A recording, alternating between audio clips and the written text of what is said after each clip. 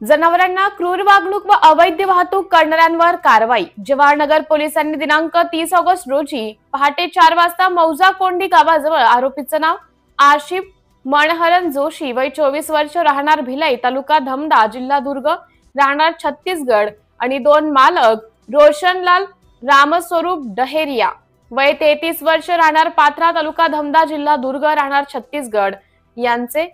ताब्यातील तपकिरी रंगाचे आयसर कंपनीचे वाहन क्रमांक CG07CX 3833, किंमत 20 लाख रुपयाचे, वाहनाच्या डाल्यात काळे, पांढरे व लालसर रंगाचे एकूण 38 गोवंश जनावरांची किंमत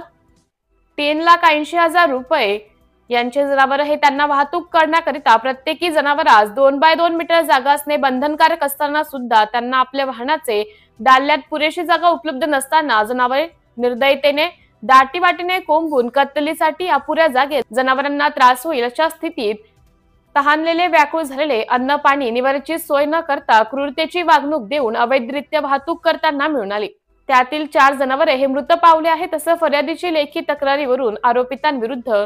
314/2025 अन्वये महाराष्ट्र प्राणी संरक्षण कायदा कलम 5A, 5B आणि 9 आणि प्राणी क्रूरतेने वागवण्यापासून प्रतिबंधित अधिनियम कलम 11, पोटकलम 1, घ, च, ड, ज, झ तसेच भारतीय दंड संहिता कलम 325 अन्वये गुन्हा नोंदवण्यात आला आहे। पुढील तपास जवाहरनगर पोलीस स्टेशनचे पोलीस उपनिरीक्षक दूधकावरा हे करीत आहेत। सिटी इंडिया न्यूज साठी जिल्हा प्रतिनिधी दिनेश कंगाले, भंडारा।